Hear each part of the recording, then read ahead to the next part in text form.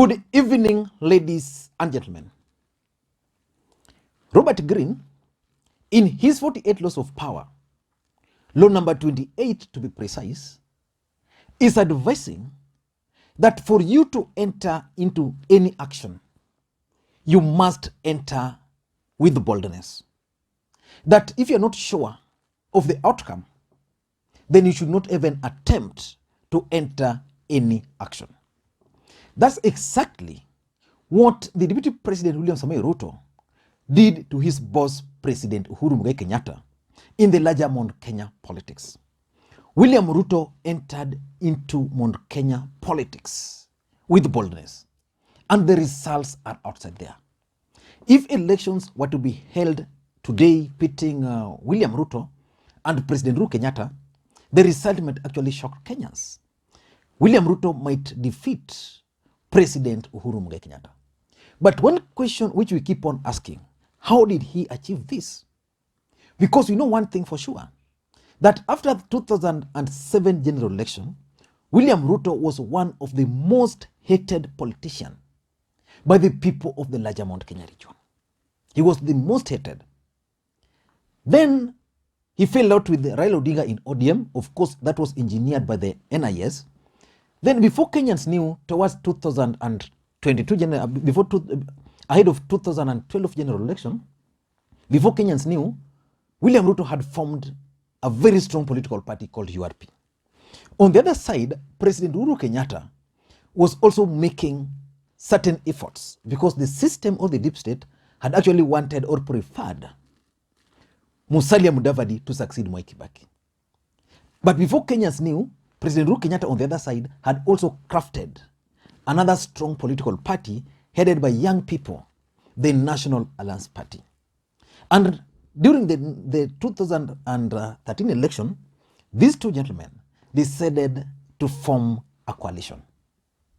And as fate would have it, President Uhuru Kenyatta became the president, William Ruto became the deputy president of the Republic of Kenya. Then they worked together. They were referred to as the dynamic duo. Then something started happening. Towards 2017, there were rumors that there was a fallout. But those rumors were never verified. Then as we headed for the 2017 general election, William Ruto, in his own wisdom, also decided to enter another action with boldness. He decided to merge his political party with that of Jubilee, of TNA, and other political parties to form one big party called the Jubilee Party. That's how Jubilee Party was formed. But immediately after the last election, President Uhuru Kenyatta decided to enter into handshake with Raila Odinga. And it became clear that William Ruto was not going to form part of President Uhuru Kenyatta's succession plan. So William Ruto started figuring out. And because in his mathematics, he had thought that after the term of President Uhuru Kenyatta, he was going to run with the support of the president, the support of the deep state, the support of the Kikuyu and the Kalenjins. His calculation was simple. William Ruto had hoped to win in central Kenya, just the same way President Uhuru Kenyatta did, add to his votes from the Rift Valley. Then he now wanted to go outside there and compete with Raila Odinga in some of his strongholds. In fact, after the last election, immediately after the election, William Ruto embarked on at the coastal region and Western Kenya because he believed he could penetrate some areas which the president could not. But all those never happened as he had planned. President Uhuru Kenyatta had a different plan. So the deputy president realized that he needed the larger Mount Kenya votes. He needed to go outside there, kick out President Uhuru Kenyatta, and retain those support. So in this video today, I want us to look at how that bold move by President Uhuru Kenyatta that bold move by William Samoei Ruto to counter President Uhuru Kenyatta in central Kenya has actually paid off for him big time ahead of 2022 general election. But before we do that, if you're watching this channel for the first time, please take a second or two and click the subscribe button so that next time we produce a video like this, YouTube will automatically notify you. And to the subscribers, I want to continue thanking you guys for your continued support. Now, how is the look today? Imeweza ama bado? Yeah, but I'm having trouble with the lighting. Yeah, I think the lighting is now okay. I was having a bit of trouble. That door was open. How is the look sasa? Iko sawa? Hii ni color ya Jubilee. Now, let us get back to the main issue. How did William Ruto manage to outwit President Uhuru Kenyatta, the deep state, in the larger Mount Kenya politics? Because the truth of the matter is that if you go to Mount Kenya region today, the members of parliament there, majority of them are with the DP. Majority of senators are with the DP. The women rep there are with the DP. Majority of MCs are with the DP. President Uhuru Kenyatta is actually a visitor in his own tribe. How did the DP manage to do this? The deputy president managed to do this using a very clear strategy. The first strategy which he used was that the deputy president realized that President Uhuru Kenyatta was not accessible. The president made it very difficult for members of parliament, for senators, even some governors to access him. So the deputy president went outside there and made himself available. Any member of parliament from the larger Mount Kenya region would go to Harambee House Annex without appointment. They would see the deputy president. They will tell the deputy president their problem. The deputy president would then, the next day, try to solve those problems. They would invite him to go and help them launch projects in their constituencies. The deputy president would make himself available. While they were doing that after trying severally to access President Uhuru Kenyatta without success. And that's why when Wamuchomba recently stated that if he receives a call from President Uhuru Kenyatta, he would dump the DP. The truth of the matter is that President Uhuru Kenyatta made it very difficult for members of parliament to access him. Let me give you a story which I was told by one senator, that this senator told me this immediately Irungu Kangata left President Uhuru Kenyatta's camp. He was telling me that the main reason why Irungu Kangata joined President Uhuru Kenyatta was the fact that he took over when he was appointed as the chief whip of Jubilee to replace Susan Kihika. He thought that that position was now going to make it possible for him to access President Uhuru Kenyatta easily. It did not. He could not access President Uhuru Kenyatta the way he wanted. So he decided, wacha niende kwa Ruto. So Ruto used that inaccessibility of the president to his advantage. In fact, someone was also telling me, another friend who is a member of parliament, that he was talking to Moses Kuria, and Moses Kuria was telling him he doesn't have any problem with the president. But the president is not accessible. He can't. You know, you are a president of a country, your own member of parliament cannot access you. So the DP made himself available to Moses Kuria, to Ndindi Nyoro. You know, every week, every Friday, these guys want to go for a Harambee. They come to Harambee House Annex. They are given 300,000 each. You know, penetrating people like Aisha Jumwa down there, you know. So the DP made himself accessible. And that's how he won the support of the members of parliament.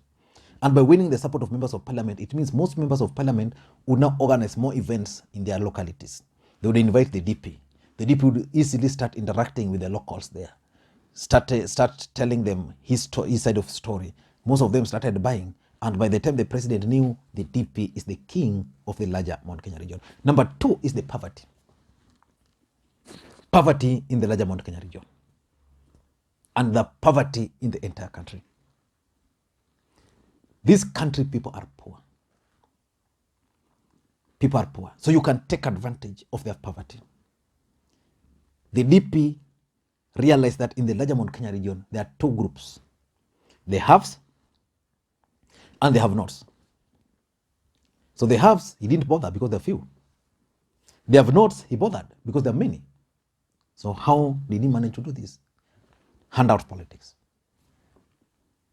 He would attend an event, call youths to Karen, you know, mkitoka, some 500 here and there, you know, organize a Harambee there, attend, you know, church event there, attend, give 1 million. People are like, hey, this is the guy. So he used the mere fact that the larger Mount Kenya region has produced 3 presidents, but some of them were still poor. Number 3 is the handshake. The handshake is a blessing in disguise for the Deputy President William Samoei Ruto. Initially, the handshake was intended to destroy him. It has not. It has worked to his advantage. How? 2007, 2013, 2017, close to 20 years. Raila Odinga was made the subject in the larger Mount Kenya region. He was the bad guy. He was painted as the devil. In fact, there are people in the larger Mount Kenya region who don't believe that Raila Odinga is actually a human being. During that period, including 2017, where now they hired the services of Cambridge Analytica to ensure that the people of the larger Mount Kenya region are made to believe that Raila Odinga is a bad man, to an extent that they had to wake up to go and vote, not for President Uhuru Kenyatta, but to vote against Raila Odinga. So the deputy president realized that weakness, went there and used that against the handshake. That how comes the person you voted against is the person no close to the president? Swali mingi. So before President Uhuru Kenyatta knew, before Raila knew, the handshake was made a bad thing in the larger Mount Kenya region. And that handshake is what has propelled William Samoei Ruto in the larger Mount Kenya region politics. Without the handshake, I'm sure President Uhuru Kenyatta would have easily dealt with his deputy. But he can't deal with his deputy when the shadow of Raila Odinga is lingering somewhere. So that's the thing. Number 4. The deputy president was also very wise. By 2013, he knew where he was headed to. By 2017, he implemented. William Ruto locked out very strong individuals, independent people from the larger Mount Kenya region from succeeding in the last election. Then he ensured that some of his people were made, some of his close allies were actually given tickets. So by the time the president realized, he didn't have control over members of parliament, over some senators. Some of these guys were actually stooges of the DP. Take, for example, in Kiambu. Was it worth replacing Kabogo with Waitito? This story is told several. People like Kabando had to be locked out. People like Martha Karua, if that elections were free and fair, Karua would be a governor today. But that did not happen. So he brought on board people like Ndindi Nyoro and the rest. So by the time the president started now dealing with his DP, he realized he didn't have enough foot soldiers. His foot soldiers were playing for the other team. And that's how the DP managed. Number 5 is the victim card. William Ruto has really played the victim card on President Uhuru Kenyatta. That's the honest truth.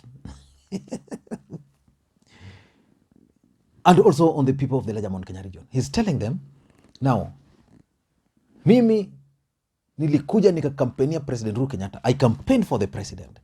These guys have never supported, like the DP is always very clear that Raila Odinga has never supported President Uhuru Kenyatta at any given time, which is true. But for him, he's saying that in Kanu, when Uhuru lost, he was the guy, the last man standing next to President Uhuru Kenyatta. That when they left for the press conference, their convoy was huge. By the time they reached, I think there were only 3. He was one of them.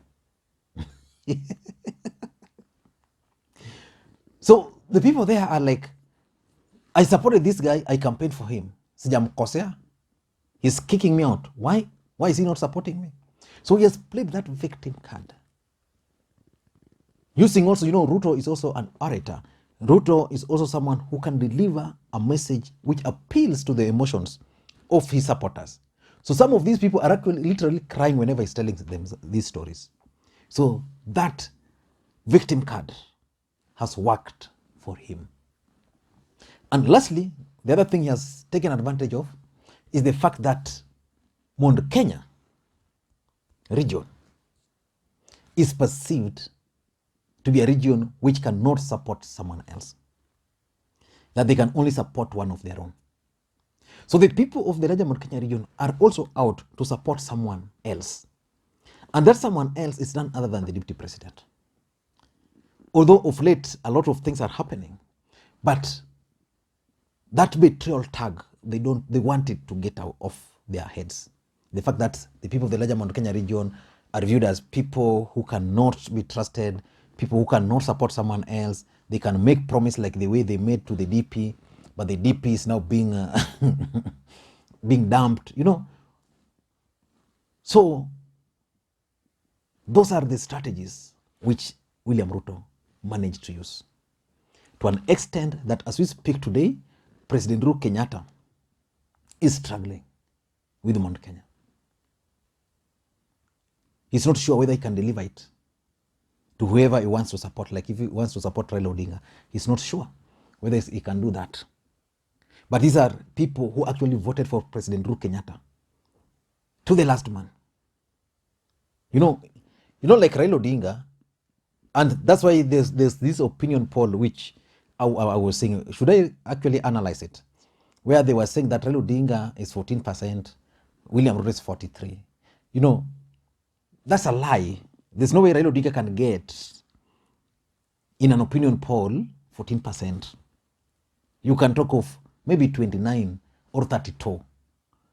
Because if you take statistically, the population of Luos alone is almost 14% of the total population. Then if you go outside there, and you take an opinion poll in Nairobi, you go and take opinion poll in Kericho and Bomet, they were saying, they were giving Ruto there 50-something%. Those are lies. Ruto cannot command 59% in Bomet. He will command over 90%. But that opinion poll is also supposed to achieve a specific objective. I think I need to dissect it. Maybe. Bye-bye for now. Thank you so much.